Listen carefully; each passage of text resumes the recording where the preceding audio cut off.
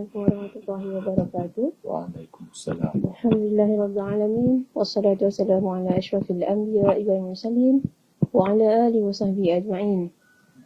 Bagi memberkati program pada pagi ini, marilah kita sama-sama membacakan umum kitab Al-Fatihah. Bismillah. Alhamdulillah.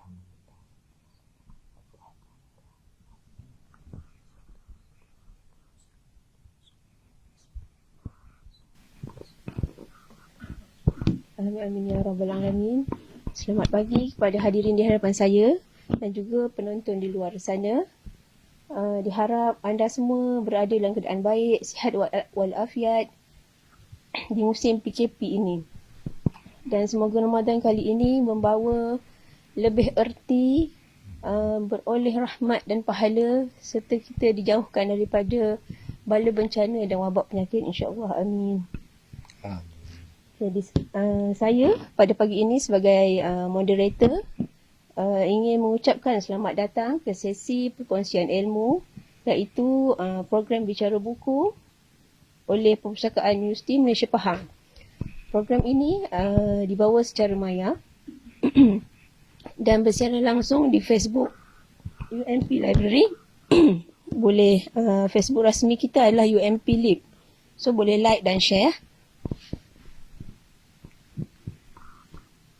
Untuk makluman semua, sesi perkongsian ilmu ini merupakan salah satu kaedah bagi mempelbagaikan program keilmuan dan menggalakkan budaya membaca di kalangan warga UMP dan masyarakat, sekaligus membentuk masyarakat yang berilmu pengetahuan. Sesi ini juga secara tidak langsung menyokong kempen Dekat Membaca Kebangsaan, iaitu mewujudkan Malaysia sebagai negara membaca dan bangsa Malaysia berilmu bertaraf dunia menjelang 2030. Baiklah, so buku kita pada hari ini yang kita ingin bicarakan adalah bertajuk Kerana Dia Anak Syurga. Siapakah anak syurga tu? Sebentar lagi kita akan bongkarkan. So, sebelum saya terus kepada tetamu jemputan saya yang berada di sebelah kiri saya, Encik Muhammad Hamka bin Embong. Selamat datang Encik Hamka. Selamat datang. Sebelum saya beralih kepada tetamu, ingin saya kenalkan terlebih dahulu Encik Hamka bin Embong dikenali sebagai Hamka Kereta Mayat di laman sosial beliau. Beliau amat aktif dalam aktiviti penulisan dan sebanyak 12 buah buku Encik Hamka yang telah ditulis sehingga 2020 lah. Ya, betul. Ada buku terbaru? InsyaAllah ada. InsyaAllah ada. Okey, dan buku itu telah diterbitkan oleh penerbit yang terkenal lah di Malaysia. So antara pencapaian beliau adalah penulis bestseller terlaris dari Karang Kraft. Di depan tu rasanya bertajuk Kisah Laki Bini pada tahun 2017, iaitu novel bagi novel penulisan kreatif. Okey. Dan yang terkini, buku inilah pencapaian yang terbaiknya adalah sebagai bookseller terlaris. Betul? Motivasi. Di bawah kategori motivasi lah, oleh Facebook Facebook Books beli diskaun. So dekat situ disenaraikan antara 10 tangga yang ke-10 buku terlaris. Okey, kepada para penonton, boleh tuliskan soalan dan juga pendapat anda di ruangan komen. InsyaAllah sekiranya ada kesempatan masa, kita akan sampaikan soalan tersebut lah. Okey, justru itu saya tanpa melengahkan masa, saya serahkan kepada Encik Hamka. Dan soalan pertama saya adalah, kenapa tajuk ini menjadi pilihan Encik Hamka lah? Dan mungkin sebab ada gambar Harry Potter kat belakang tu. Adakah Harry Potter itu adalah anak syurga? Okey. Silakan. Okay, Assalamualaikum warahmatullahi wabarakatuh. Nahmaduhu wa nusalli ala rasulihil karim. Jadi alhamdulillah, syukur kepada Allah Subhanahu Wa Taala di pagi yang berkah ini, Ramadan, yang kita dapat bersama-sama dalam satu majlis membicarakan tentang Satu buku berjudul Kerana Dia Anak Syurga. Jadi soalan daripada panel tadi, kenapa memilih tajuk buku Kerana Dia Anak Syurga kan? Jadi kita sebagai orang Islam, sebenarnya saya pernah ada baca satu buku lah dekat library ni juga, kisah dialog antara perbandingan agama, yang mana bila ada anak-anak OKU ni, ini agama lain lah, dia bagi tahu anak ni jadi OKU kerana kehidupan dia sebelum ni ada buat salah, maka bila dia lahir dia dapat balasan. Itu konsep agama lain lah.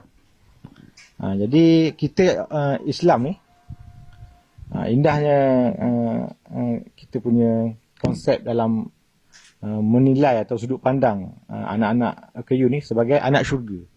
Dan memang dalam Al-Quran hadis kan, kanak-kanak ni yang istimewa ni kan, dia tidak ada hisap untuk dia. So dia adalah anak syurga. Jadi kerana itulah kita sebagai parent ataupun orang awam bila melihat orang-orang kurang upaya ni, sebenarnya kita telah melihat ahli syurga sebenarnya. Dan maka dengan sudut pandang itulah saya menulis buku ini yang berjudul Kerana Dia Anak Syurga. Merujuk pada anak lelaki saya lah, Muhammad Iman Hamka, yang sekarang telah pun berumur 8 tahun dan telah diagnos OKU autism. Menjawab Cik Afzal boleh teruskan, mungkin boleh bagi intipati lah pada kandungan buku ni. Okey, buku ni kisah pengalaman hidup saya sendiri. Cover pun saya lah. Ni antara buku yang saya jadi cover lah. Dia sedang bermain ke macam mana? Di tengah panas. Jadi gambar ni gambar spontan lah. Saya waktu ambil gambar ni memang tak plan untuk buat buku, cover buku. Jadi gambar ni saya share dekat Facebook waktu dia tengah main tengah panas. Kita larang dia jangan main, dia buat tak peduli, dia main juga. Jadi sebagai parent ni, kita payungkan dia kan. Jadi waktu saya payungkan ni, saya ambil gambar dan saya share dekat Facebook. Memang ramai yang share dan like lah gambar ni. Saya kat Keli pun rasanya ada share masa tu. Jadi bila proses buat buku ni, penerbit tanya saya nak letak cover apa, saya bagi gambar ni. Jadi maka terhasillah gambar yang spontan ni sebagai cover buku ni. Itu tentang cover. Tentang isi dia pula, buku ni bukan kisah saya seorang. Dia adalah himpunan 12 parent yang ada anak OKU. Ada pelbagai jenis OKU yang dibincangkan dalam buku ni. Bukan anak syurga ni bukan autism sahaja kan. Ada syndrome Down, ada ADHD, ada yang mental, ada yang kelumpuhan. Ada 12. Kalau kita tengok muka surat belakang ni ada gambar-gambar lah. Jadi kenapa saya tulis buku ni? Sebab saya pada permulaan, bila anak saya didiagnos autism, saya macam perlukan guide kan. Terutamanya daripada lelaki lah. Saya tengok kebanyakan buku ditulis oleh wanita. Jadi saya sebagai penulis, terus saya siapkan buku ni kira macam tak plan. Status Facebook, Instagram, apa semua saya koleksikan dan terus siap. Kalau ikut anak saya autism ni, umur dia 5 tahun, baru saya tahu. Sebab saya tak ada ilmu. Masa umur 4 tahun, hantar ke tadika. Guru tadika kata, anak awak ni tak sama dengan orang. Dia tak ikut arahan. Pelik kan. Jadi saya pun kata, kenapa pula? Sebab ni anak kelima. Saya dah ada 4 orang anak sebelum ni. Normal, jadi anak kelima ni saya ingat lambat bercakap, agak nakal kan. Jadi bila umur 4 tahun, kemudian saya bawa pergi jumpa doktor. Doktor pun ada yang cakap, oh ni lambat bercakap je kan. Sebab dia bukan pakar. Tapi bila saya hantar juga ke tadika, tadika tu kata tahun depan jangan hantar lagi. Dia kata tahun ni dia boleh terima, tahun depan hantar tempat lain. Sebab tak ikut arahan kan. Jadi saya rasa saya tak boleh jumpa doktor biasa, saya kena jumpa doktor pakar. Buat appointment. Jadi umur 5 tahun, anak saya disahkan autism, dan umur dia 6 tahun buku ni dah siap. Kan? Maknanya apa saja yang pemerhatian saya pada si anak tu, saya tulis dalam bentuk status. Dia begitu dia begini, akhirnya dia menjadi sebuah buku pada umur dia 6 tahun. Jadi prosesnya cepat jugalah. Dan selepas buku ni dikeluarkan, mendapat feedback yang sangat baik lah daripada parent-parent. Rupanya memang setiap kelahiran ni, 50 kelahiran ada satu yang autism. Jadi bila saya dah ada anak autism ni, saya masuk grup autism apa semua, memang ramailah parent-parent yang perlukan rujukan dalam bahasa Melayu. Kebanyakan sekarang ni rujukan dalam bahasa Inggeris. Dan di internet sendiri pun banyak rujukan dalam bahasa Inggeris. Bila saya buat video tentang tanda-tanda autism, terus dapat beratus-ratus ribu view, dan YouTube saya tu dapat monetize sebab ramai orang view. Jadi rezeki untuk anak saya pula lah. Jadi dan sekarang ni dari masa ke semasa saya update lah dekat YouTube cara buat terapi, cara kita nak ajar dia bercakap. So daripada Indonesia pun datang cakap terima kasih buat video ni, anak saya pun macam anak tuan tapi dia tak diagnos dan sebagainya. So itulah antara intipati buku ni, insyaAllah. Okay, dekat sini saya ambil ayat di dalam buku ni sendirilah. Autism adalah daripada bahasa Latin dan juga Greek, iaitu maksud menyendiri. Dan Rasulullah SAW juga dia menyebut semoga Allah mengampuni Abu Zar. Dia datang bersendirian, akan hidup bersendirian dan mati pun bersendirian. Adakah daripada pengalaman Cik Hamka sendirilah, anak Cik Hamka tu bersendirian, dia apa aktiviti dia bila dia bersendirian tu? Memang antara salah satu ciri autism ni, anak, kalau kita ada anak, dia tak main dengan orang. Dia buat hal dia je. Dia susun mainan, dia tak bercakap. Itulah dikatakan autism, menyendiri. Dia bawa hal dia. Kalau pergi sekolah pun, kawan-kawan dia solat, dia tak solat. Kawan-kawan dia belajar, dia tak belajar. Dia ada benda yang dia minat lah. Kalau dia minat pasir, dia main pasir. Kalau dia minat, biasa kalau mainan tu, dia minat pusing tayar kereta tu. Itu yang spinning tu, yang spinning kan. Untuk bagi dia leka kan. Jadi, dalam buku tu pula saya ada cerita tentang kisah sahabat Nabi sallallahu alaihi wasallam yang bernama Abu Zar radhiyallahu anhu. Saya bukan kata sahabat Nabi ni autism. Saya nak cerita bahawa di zaman Nabi sallallahu alaihi wasallam ada sahabat-sahabat yang dia punya sifat dia, Nabi berkata kepada Abu Zar ni, bila Abu Zar minta jawatan dalam hadis, Nabi kata kamu tidak boleh pegang jawatan Abu Zar kerana kamu seorang yang lemah. Jadi bila kita tengok kisah-kisah Abu Zar radhiyallahu anhu ni, dia ada special dia. Antaranya bila dia masuk Islam, Nabi kata, wahai Abu Zar, jangan kau bagi tahu kamu ni Islam, sembunyikan nanti orang pukul. Tapi Abu Zar ni dia terus pergi depan Kaabah, dia cakap dia Islam dan kena pukul. Maknanya dia terlalu excited dan dia dipukul sampai pengsan. Esok dia buat lagi. Dan sampai hari ketiga dia buat lagi. Sehingga dia diselamatkan oleh sahabat lain. Dan ada juga satu waktu Nabi kata hanya orang yang ada unta ataupun kuda boleh pergi dalam satu perang. Abu Zar ni dia nak pergi, tapi unta dia sakit. Maka dia pergi juga dalam keadaan dia dukung unta dia. Dan dia sampai lambat. Bila Nabi tengok ni, Nabi kata subhanallah. Inilah masa tu keluar hadis, Abu Zar, kamu datang ke dunia bersendirian, kamu akan mati bersendirian. Jadi panjang kisah dia, Abu Zar radhiyallahu anhu, akhirnya dia mati di padang pasir bersendirian lah. Sebab zaman Sayyidina Osman, Abu Zar tak boleh terima tengok orang kaya. Dia kata Nabi miskin. Kenapa semua orang kaya semua ni bid'ah? Dia macam tu lah. Jadi dia bergaduh dengan Muawiyah radhiyallahu anhu. Dia bergaduh dengan Sayyidina Osman. Lepas tu dia minta duduk tempat yang jauh. Tapi ada kebaikan juga Abu Zar ni, yang mana Nabi SAW beritahu, kalau kamu nak lihat sebagaimana zuhudnya Nabi Isa AS, dia adalah Abu Zar. Dia memang ikut Nabi betul. Nabi miskin, dia ikut Nabi miskin. Dan ada satu lagi kebaikan dia, bulan Ramadan lah. Tak ada satu orang sahabat pun yang berani bantah hadis Nabi, yang mana bila Nabi kata ada malam Lailatul Qadar. Kalau kita tengok riwayat Abu Zar, dia tanya, bila ya Rasulullah? Rasulullah kata 10 malam awal, 10 malam akhir. Dia tanya lagi, bila ya Rasulullah? Rasulullah kata malam akhir 10. Bila dia macam tu, dia excited. Bila lagi ya Rasulullah? Rasulullah kata malam yang ganjil. Bila lagi ya Rasulullah? Sehingga dalam hadis kita Rasulullah SAW marah. Marah dekat Abu Zar. Jangan tanya lagi. Tapi asbab dia bertanya tu, Maka hadis-hadis ini ustaz ulama ini dapat tahu bahawa Lailatul Qadar ni 10 malam terakhir malam yang ganjil. Berkat sahabat ni kan. Jadi banyak kisah-kisah yang saya share dalam ni lah. Antaranya ada juga hadis bila Abu Zar tanya Rasulullah.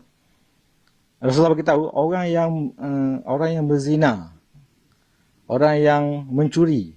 Kata saya dua dosa tu, kalau ucap la ilaha illallah masuk syurga. Abu Zar kata, mana boleh? Kan? Nabi kata, kalau walaupun kamu tak suka wahai Abu Zar, kalau orang tu ucap la ilaha illallah, akhirnya dia masuk syurga. Jadi bila Abu Zar riwayat hadis ni, dia beritahu orang yang berzina dan orang yang mencuri masuk syurga. Walaupun Abu Zar tak suka dengan kenyataan ini. Jadi dia punya sifat dia. Kan? Dan ada juga waktu dia bergaduh dengan Bilal radhiyallahu. Dia lah orang pertama kata, mak kau hitam. Dia cakap dekat Bilal. Kan? Bilal nangis sedih ngadu kat Nabi. Nabi marah dia, barulah Abu Zar nangis sambil benangkan pipi dia kat tanah, suruh Bilal pijak muka dia kan. Jadi itu antara kisah-kisah yang saya berkata bagaimana Rasulullah SAW melayan sahabat yang berbeza ni kan. Dan banyak juga hadis-hadis tentang kezuhudan daripada Abu Zar radhiyallahu yang mana walaupun sahabat ni istimewa, dia telah menjadi sahabat Nabi, ahli syurga dan banyak membantu menyampaikan hadis-hadis. So bermakna kalaulah kita bandingkan pula pada anak-anak syurga ataupun OKU ni, insya-Allah mereka ada kelebihan masing-masing kan. Kalau autism pun dengan ceritanya ada yang boleh jadi doktor, ada yang boleh jadi ustaz. Sebab dia fokus dia tu. So itulah antara perkara yang puan tanya lah kenapa pasal Abu Zar autism tu sendiri. Maksud dia adalah menyendiri.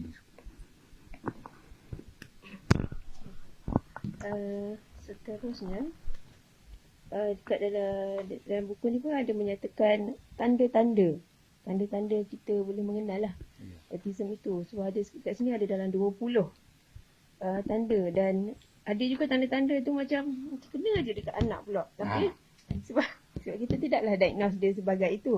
Cumanya apa pendapat Cik Hamka sendiri? Sebab mungkin kalau macam situasi anak saya lah sendiri, dia agak dia punya pembelajaran dia kurang sikit. So macam mana? Okey, kalau kita tengok dekat sekolah, dia ada kelas untuk murid yang lambat pembelajaran lah, dipanggil lembam kan. Yang lembam pula ada banyak kategori lah, autism, ada Down Down dan sebagainya. Jadi bila kadang-kadang ada masalah belajar, lambat belajar, maka kita sebagai parent ni kenalah check sebenarnya kan. Mungkin ada atau mungkin tidak ada. Kadang-kadang bukan autism pun kan. Jadi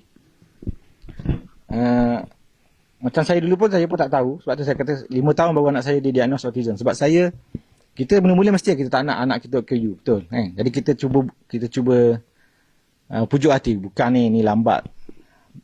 Ni biasa lah ni. Zaman sekarang tengok YouTube kot kan. Tapi kalau benda tu dah ditakdirkan, lagi kita menafikan, lagi dia menjadi kenyataan lah. Yang kisah macam saya pula, bila umur 5 tahun, tadika tak terima dia. Saya pergi mana tadika, saya bagi tahulah anak saya ni ada masalah, memang tadika tak nak. Memanglah agak beban menjaga kanak-kanak yang hyperaktif. Kadang-kadang dia bermain dengan najis ke apa kan. Jadi saya bawa dia ke UMP lah. Jadi bila dia bersama dengan saya saya nampak, anak saya ni memang ada masalah. Dan saya bawa jumpa doktor pakar. Dan bila doktor pakar kata, anak awak autism, baik awak buat kad OKU cepat-cepat. Supaya dia dapat ke sekolah yang betul. Jadi nasihat saya pada kalau lah ada, kita cek. Kalau doktor kata bukan, alhamdulillah. Jangan kita bertangguh je. Kalau kita tengok anak kita lambat, anak kita tak bercakap, kita pun kata, tak apa, pujuk kesian kat dia. Nak pergi sekolah tak terima sebab tak ada kad tu. Jadi nasihat saya, kita cek je. Kalau betul pun alhamdulillah, tak betul pun alhamdulillah. Semua rezeki daripada Allah Subhanahu Wa Taala. Jadi kalau macam orang kata ada lambat, better cek je dulu. Ada orang dia takut nak cek, dia takut betul. Jadi dia elak, tapi kalau benda tu betul elak, dia tetap akan betul lah benda tu. So jangan bertangguh, kita cek. Kan? Maknanya jangan takut menghadapi kenyataan lah. Berdamai dengan takdir lah. Okay. Macam denial parent lah. Kita deny dia apa yang dibuat, padahal dia dah takdirnya begitu kan. Okay. So dalam tempoh lebih kurang setahun lah menulis buku ini. Okay. Sebelum diterbitkan, tempoh dia setahun. Apakah ada pengalaman manis sepanjang menulis buku ni lah?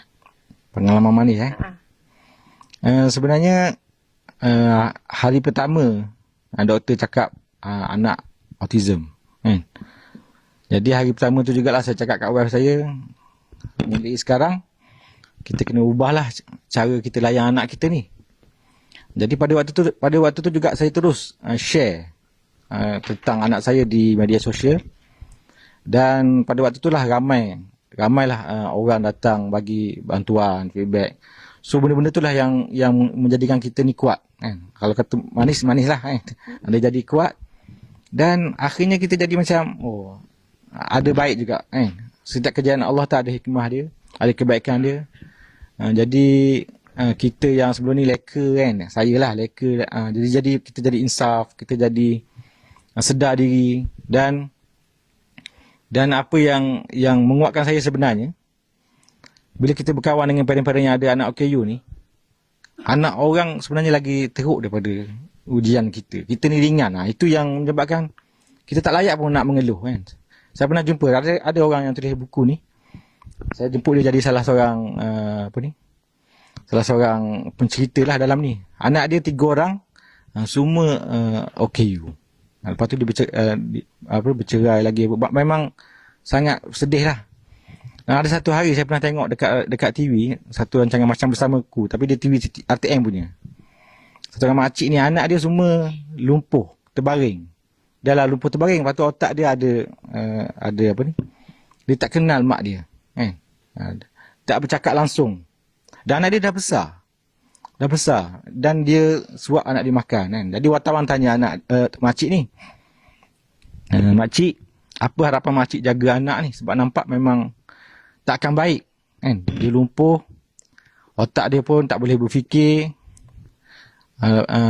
Jadi apa harapan makcik? Makcik tu dengan air mata berlinang-linang kan, bagi tahu. Makcik tu bagi tahu, saya harapan makcik satu je. Sebelum makcik mati, anak-anak ni dapatlah panggil makcik mak. Sekali je. Kan? Makcik tu pun nangis. Saya tengok dia pun, saya pun rasa kan, Allahu Akbar. Kita tengok anak kita autism, kita rasa macam dunia sempit. Ada orang yang sedang diuji tapi masih mengekalkan keimanannya. Kan? Dan ada orang sedang diberi nikmat, menggadaikan keimanannya. Jadi, benda-benda inilah yang buatkan saya rasa, Alhamdulillah. Kan? Ujian saya sangat kecil dan saya banyak nikmat-nikmat lain, baki-baki nikmat lain yang boleh digunakan untuk mensyukuri nikmat yang ada ni. Sebenarnya, ujian Allah Ta'ala ni kita kena syukur juga. Supaya Allah Ta'ala tambah nikmat. Jadi, apa saya pesan kat wife saya, jangan kita tanya kenapa. Biasa orang bila dapat anak OKU ni, dia tanya, kenapa saya dapat anak OKU? Apa dosa saya? Keturunan awak ke? Salahkan orang, keturunan awak ke? Kan? Gaduh macam-macam lah. Awak ke bagi tengok YouTube, awak ke bagi makan jajan. Benda-benda tu kalau kita tanya kenapa, jawapan dia tak ada kan? Doktor pun tak boleh nak bagi tahu apa punca dia. Sebab tu doktor guna nisbah 50 kelahiran 1 kan? Jadi kita jangan tanya kenapa, kita tanya bagaimana. Bagaimana dengan nikmat yang ada kita nak hadapi ujian ini, ataupun bagaimana nikmat yang ada kita nak syukuri nikmat ini. Jadi bila jawab tanya bagaimana, banyak jawapan Allah bagi ilham kan. Jadi sama juga dalam apa-apa sudut kehidupan pun, kita jangan tanya kenapa Allah uji saya kan, tapi tanya bagaimana saya nak menghadapi ujian ini. Jadi kita bersyukurlah dengan nikmat. InsyaAllah Allah Ta'ala akan tambah nikmat. Okey puan, insyaAllah.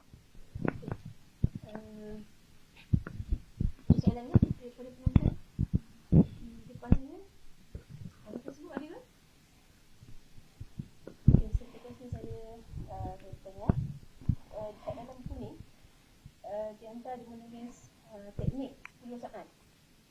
Mana? 10 saat dia tulis. Nak peluk, 10 saat mandi. Ada teknik-teknik yang lain yang dipraktikkan untuk anak istimewa ni. Okey lah. Boleh kita sebagai apa, ada anak normal pun boleh guna dulu.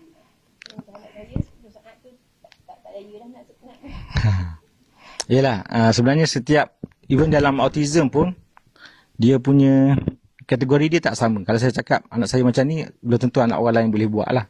Macam kita tengok Zarina Zanuddin kan. Dia ada 2 anak autism. Satu yang bercakap, satu tak bercakap. Satu yang pukul-pukul kepala, satu yang elok je layan mak dia. Dua-dua autism. So satu dipanggil mild autism, satu severe lah, yang tinggi. Macam anak saya ni, alhamdulillah mild kan. Jadi bolehlah kita buat teknik sebelum sebab macam dia tak suka dipeluk.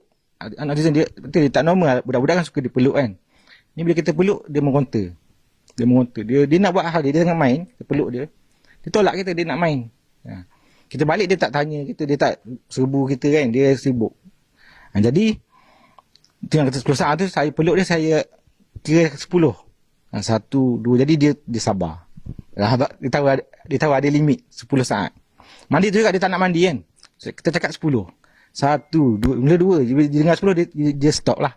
Bila dia tahu 10 nanti habis kan. So tu katakan teknik 10 saat. Sekarang dah boleh lah 20 pun.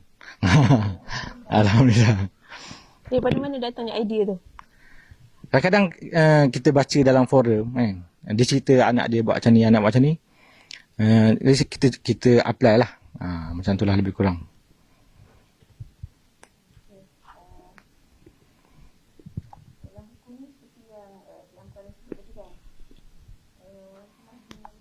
Pesan pada kita, tengoklah orang di bawah kamu agar kamu selalu bersyukur.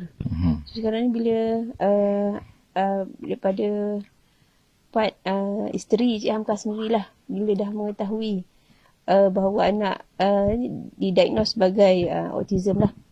So macam ni perasaan dia dan juga anak-anak yang lain lah. Kalau macam orang perempuan pada mulanya dia nak berrahsia kan. Jadi saya cakap kita jangan berrahsia. Kita kena bagi tahu satu dunia.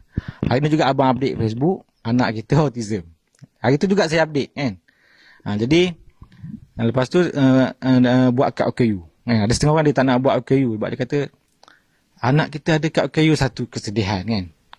Tapi bila kita buat kad OKU, sebenarnya itu hak anak kita. Bila dia dah OKU, kita tak nak bagi dia status tu. Nanti bila besar ada masalah kan.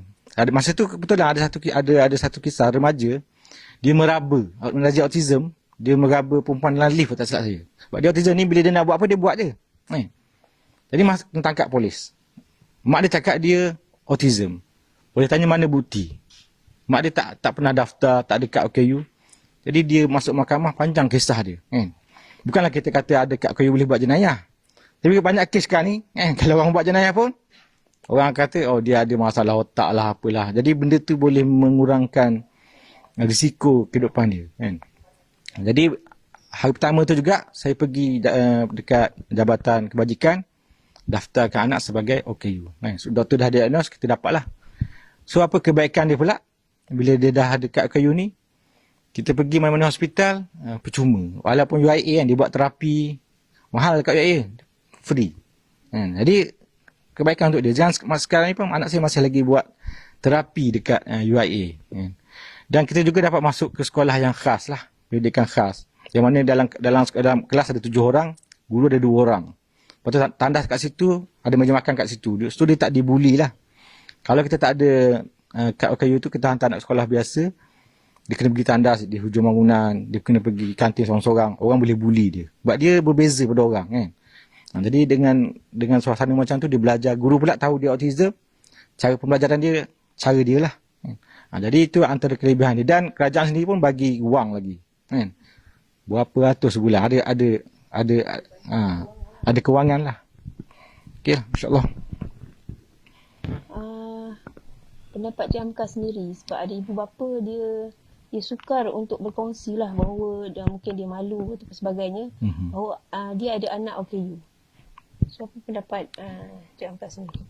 Jadi itulah macam dalam Islam kita dilarang merubah ciptaan Allah. Contohnya kalau perempuan nak cukur kening, nak buat pembedahan plastik, itu contohlah.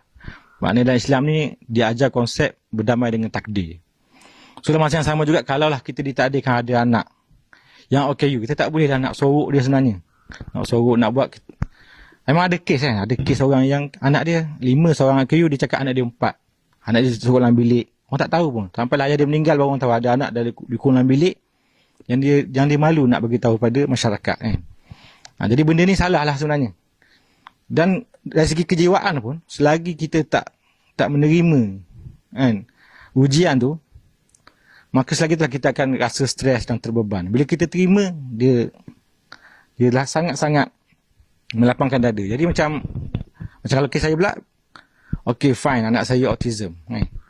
Saya terus bagi tahu dunia, dan kita lihat bagaimana dunia membantu kita pula. Sebablah ada orang tawarkan ni. UIA dia ada buat macam student dia praktikal. Jadi biasa terapi ni sangat ramai orang nak pergi terapi, ambil masa sebulan atau 2 bulan dapat satu sesi kan.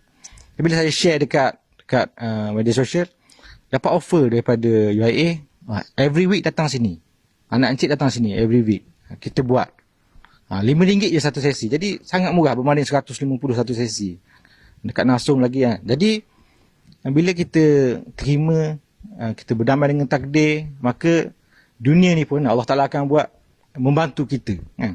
Bila kita terima, macam perempuan lah, kalau dia katakanlah dia tak setuju dengan wajah dia kan. Dia tak setuju dengan wajah dia. Dia pun doa dengan Allah Ta'ala, ya Allah ubahkanlah wajah saya. Ubahlah wajah saya.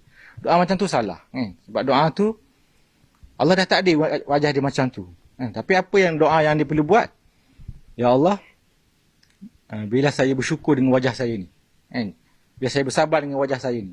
Kalau doa dia makbul, dia tengok cermin, dia akan dapati, oh cantik juga saya ni, bila doa dia makbul. Sama juga dalam konsep bila kita ada anak kan, ya Allah bagilah anak saya normal, ya Allah bagilah anak saya jadi macam anak orang lain, sedangkan dia OKU kan. Allah boleh ubah macam apa, mukjizat apa semua. Tapi kita nak doa pertama, ya Allah bila aku bersyukur dengan nikmat ini, bersabar dengan ujian ni. Bila Allah Ta'ala terima doa kita tu, alhamdulillah, mudah je jaga dia kan. Mudah je. Ada je jalan-jalan yang tidak disangka-sangka lah. Penyelesaian yang tidak disangka-sangka. Jadi basic dia, kita jangan pernah malu ada anak OKU. Kita kena bagi tahu. Sebab banyak juga kes orang pergi kedai makan, anak dia sepakan makanan, orang viral, dia pun malu, tak ada nak bayar lagi, masuk kereta. Tapi kalau dia bagi tahu, macam saya kalau pergi mana-mana, saya bagi tahu anak saya autism. Kalau dia ada buat salah ke apa, saya minta maaf awal. Rupanya ramai orang cakap, oh autism, dia pun support kita kan. Dia pagarkan kita. Kalau anak kita mengamuk, dia selalu pujuk. Sebab apa? Sebab kita bagi tahu. Tapi kalau kita tak bagi tahu, orang kata apa mak ayah ni, anak mengamuk dia biar kan. Contoh anak tu dia nak ke ACC, dia berguling kan. Orang takkan nampak nakal lah, tapi kalau kata dia autism, tapi dia nak ke ACC, macam mana kan. Tapi orang akan bantu, pujuk dia. Jadi bila kita berdamai dengan takdir ni, insya-Allah dunia ni Allah Taala akan mudahkan untuk kita, insya-Allah.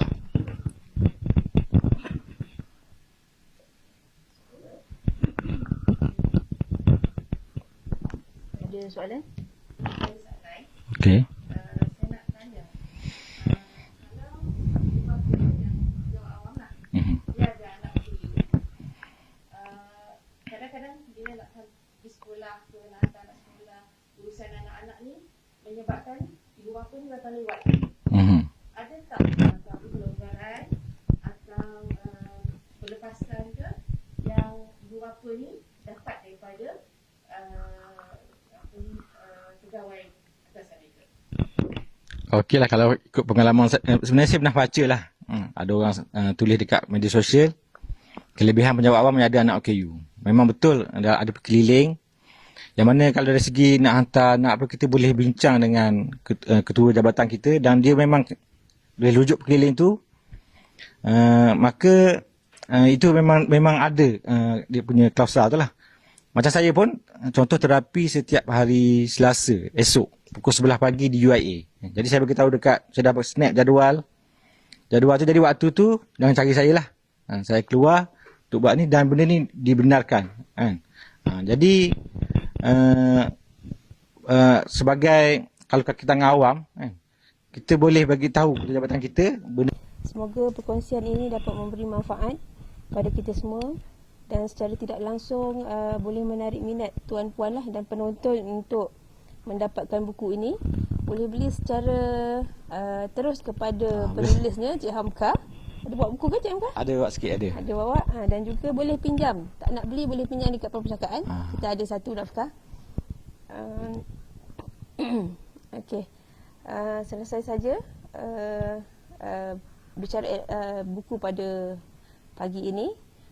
Saya ucapkan ribuan terima kasih kepada Encik Hamka di atas kesudian memenuhi undangan Sama-sama. perpustakaan dalam sesi bicara buku pada kali ini.